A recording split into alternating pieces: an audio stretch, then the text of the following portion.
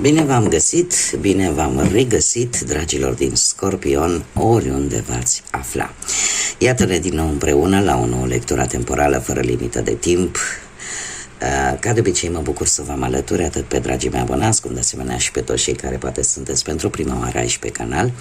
Numele meu este Nina, pentru cei care nu mă cunosc, și înainte de a începe această lectură temporală, trebuie să mulțumesc tuturor abonaților mei pentru răbdarea de care dau dovadă de fiecare dată când se mai întâmplă mici întârzieri de timp în care eu nu pot să public. De data aceasta este vorba despre ceva tehnic. Calculatorul meu bătrâior a început să dea semne de oboseală și până am reușit să-l pun cât de cât la punct, probabil că va trebui deja să achiziționez unul mai nou, mai performant și care să facă față la tot ce se cere în editarea lecturilor pe care eu le public pe YouTube. Dar oricum, mulțumesc tare mult tuturor pentru răbdare și înțelegere.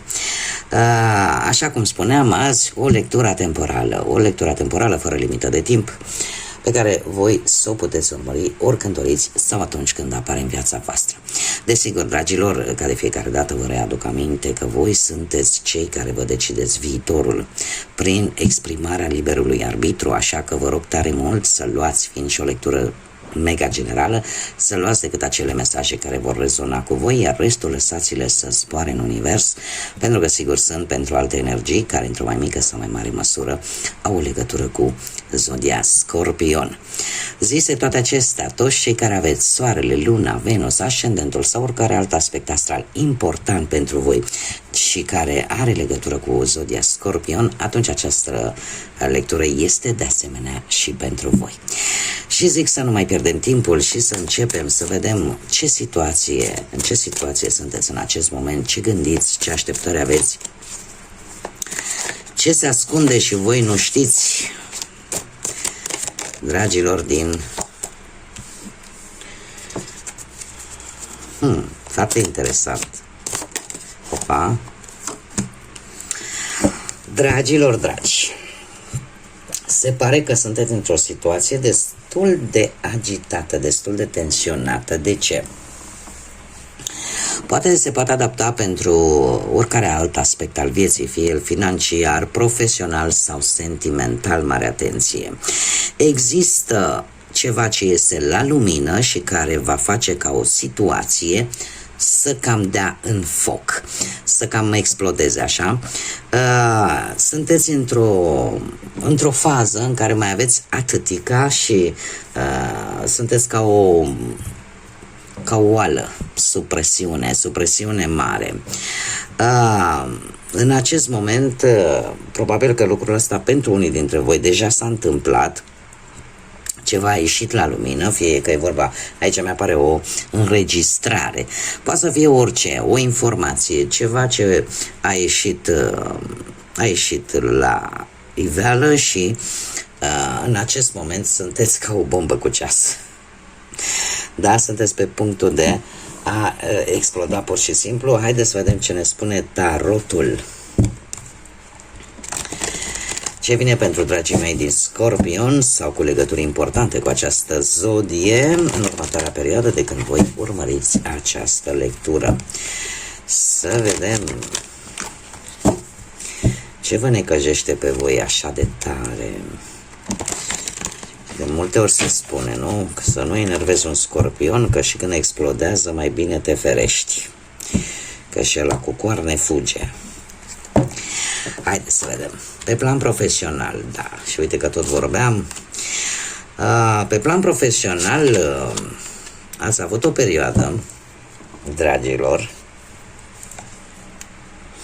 și tind să cred că aici există ceva probleme. Nu știu dacă zodia Capricorn vă spune ceva, Taur sau zodiile de aer, Gemeni, Balanță sau Vărsător. Aici am deja o multitudine de zodii, mi-am făcut datoria să vi le spun. Pe plan profesional, dragilor, e posibil, nu știu, să vă fi folosit un pic istețime așa, să obțineți ceva pozitiv la locul de muncă sau în viața voastră profesională, doar că De asemenea, este posibil să fi făcut o greșeală, unii dintre voi, să amestecați utilul cu plăcutul. Și lucrul ăsta să nu fi fost tocmai o decizie tocmai bună. În prezent, este adevărat, cu împărăteasa sunteți într-o fază de o creștere. Aș spune, există posibilitatea de a obține poate o avansare sau nu știu, să fiți voi un pic mai atractivi, poate la locul de muncă, sau pur și simplu sunteți într-o fază, într-o situație în care nu vreți să vă pierdeți integritatea vis-a-vis de o anumită situație care are legătură cu munca. Următoarea perioadă pentru voi, aici trebuie să aveți un pic de atenție, avem un cavaler de spade care îmi vorbește de faptul că ori aveți o nouă idee, un plan și vă lansați în forță, ceea ce nu este rău, doar dacă acest plan este tare bine gândit. Deci dacă este un plan bine gândit, dacă toate lucrurile sunt gândite și bine puse la punct, atunci chiar este indicat să nu vă opriți. Mai ales dacă vorbim de un nou job, de o nouă afacere proprie, da? Dar dacă planul nu este tocmai bine pus la punct, e posibil ca toată această energie de aer a acestui cavaler de spade să nu vă aducă tocmai cele mai bune rezultate pe plan profesional. E posibil aici, într-adevăr, să apară și influențe ale unor energii de aer, mai ales dacă vreți să cereți ceva în ceea ce privește munca de la vreun șef. Este cineva destul de iute la mânie. Da. Vă va obosi foarte tare. Va fi un proiect care vi se vor pune tot felul de piedici. Și cu acest 9 de bâte, eu aș spune că există cineva acolo, ori care îți vrea postul, ori care aduce anumite tensiuni, ori că tu te lansezi în forță, ești destul de grăbită, doar că e posibil la o negociere să fie destul de dificilă. Sunt șanse să obții respectivul post, sunt șanse să-ți iasă acest plan profesional cu o singură condiție, nu trebuie să te lași, chiar dacă apar provocări, chiar dacă apar obstacole care te pot întârzia, e bine să fii tare determinat și să nu renunți.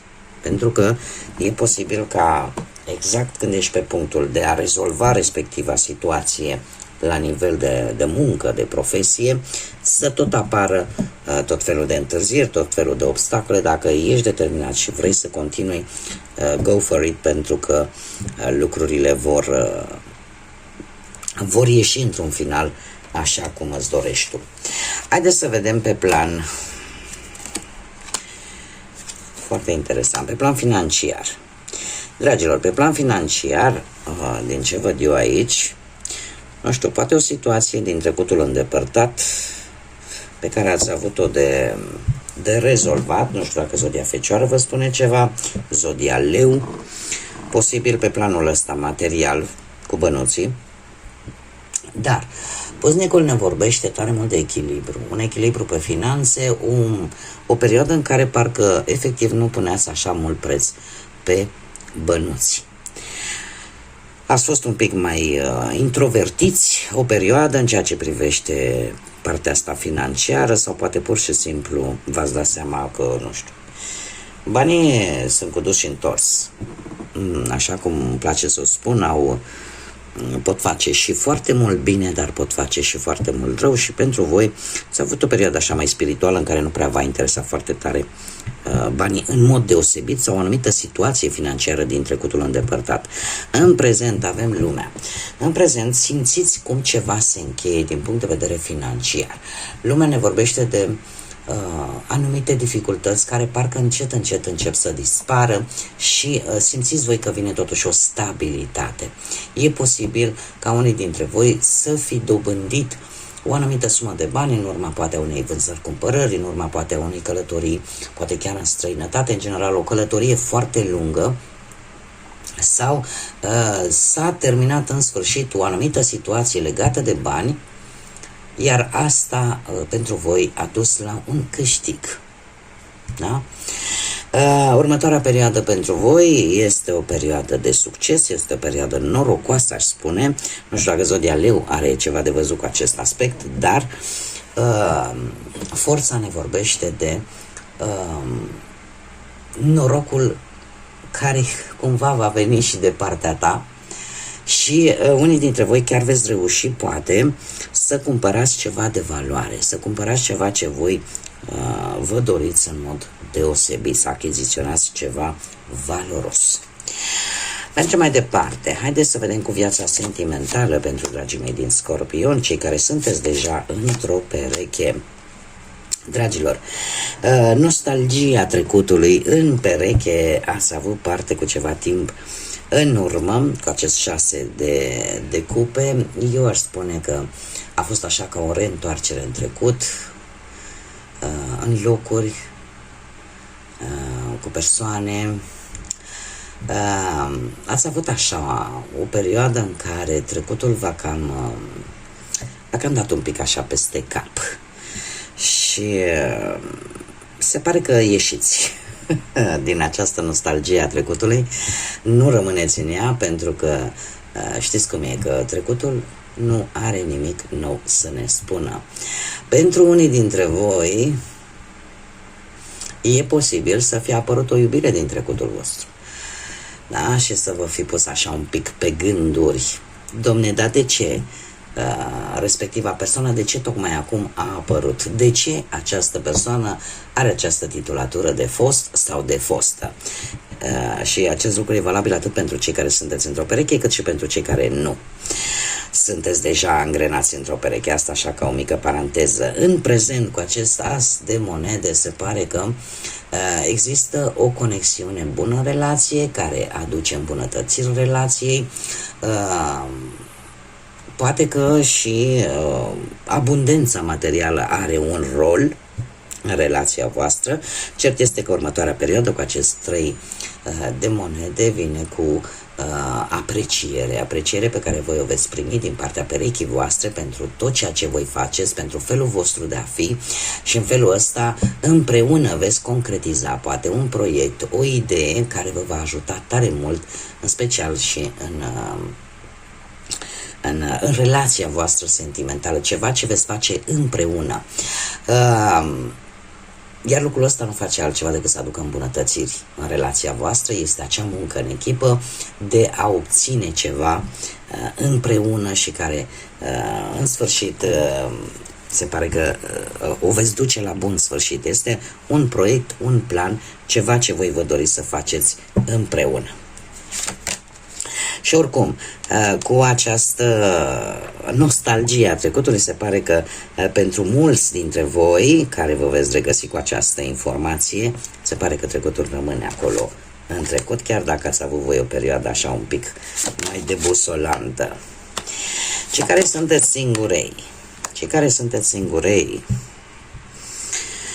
dragilor, voi ați trecut printr-o perioadă destul de complicată. Unii dintre voi, cu acest 10 de spade, ați avut parte de, nu știu, ați cunoscut pe cineva nou în viața voastră, dar care v-a dezamăgit foarte rapid, care au promis mult, dar nu și-au ținut promisiunile, și dezamăgirea voastră a fost cu atât mai mare, pentru că știm foarte bine, scorpionii sunt foarte intenși, mai ales când e vorba despre iubire. Lucrul ăsta în prezent pe tine, dragule din Scorpion și draga mea din Scorpion, te avem aici pe frontispiciu în prezent, totuși cu această regină de cupă care foarte bine te poate reprezenta pe tine sau poate reprezenta o altă zodie de apă, rac sau pești, dar în special se pare că această dezamăgire nu a avut timp să te rănească poate atât de tare. De ce? Pentru că în acest moment vrei să ieși, vrei să socializezi, te ajuți foarte mult de ceea ce spune intuiția, vrei să fii tu însuți, pentru că poate ai realizat că de fapt asta este cheia pentru a cuceri, asta este cheia de a merge înainte. Ai încredere mult mai mare în ceea ce îți spune vocea ta interioară și te conectezi mult mai bine cu ceilalți. Oricum, ai un magnetism fabulos și atragi privirile fără să depui foarte mult efort. Următoarea perioadă pentru voi, dragilor, se pare că este o perioadă foarte bună, deci avem un 10 de cupe. Și trebuie să vă spun că e posibil să apară o relație foarte importantă în viața voastră. În urma unui eveniment familiar, e posibil să apară această șansă de a cunoaște pe cineva care va deveni foarte important pentru voi. Cineva care are valori solide, care își dorește o familie, cineva la care intuiția, inima îți va spune că sunt mari șanse să se transforme și într-o relație. Haideți să vedem acum ce mesaj are acest oracol al înțelepciunii oceanului pentru voi, dragilor din Scorpion, sau cu legături importante cu această zodie. Un mesaj, te rog, pentru dragii mei din Scorpion. Opa! Catedrala Coralului onorează... ce frumos! Onorează tot ceea ce este sacru în fiecare moment al vieții și trăiește din plin prezentul. Este un îndemn de fapt de a nu trece cu vederea anumite momente care poate nu au ele o grandoare foarte mare, dar care sunt importante și care aduc acel strop de fericire, acel strop de bucurie în viețile noastre. Este un îndemn de a te păstra tu pe tine, așa cum ești tu, dar în același timp de a trăi viața și a de bucura de ea la modul prezent, de a nu te îngropa în lucruri din trecut, de a lăsa trecutul să fie decât acel profesor care ne dă lecții prin experiențele pe care le traversăm de-a lungul timpului, dar cam atât. Să trăim prezentul, pentru că doar în felul acesta putem vizualiza și un potențial viitor. Bun, dragilor, cam atât am avut pentru voi. Încă o dată mii de mulțumiri pentru răbdare. Eu vă doresc ca până la următoarea lectură, când ne vom reîntâlni, să aveți parte de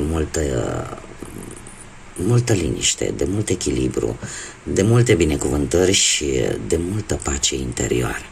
Până la o nouă lectură, numai bine vă doresc, multă energie pozitivă și, desigur, să fiți iubiți, dragilor.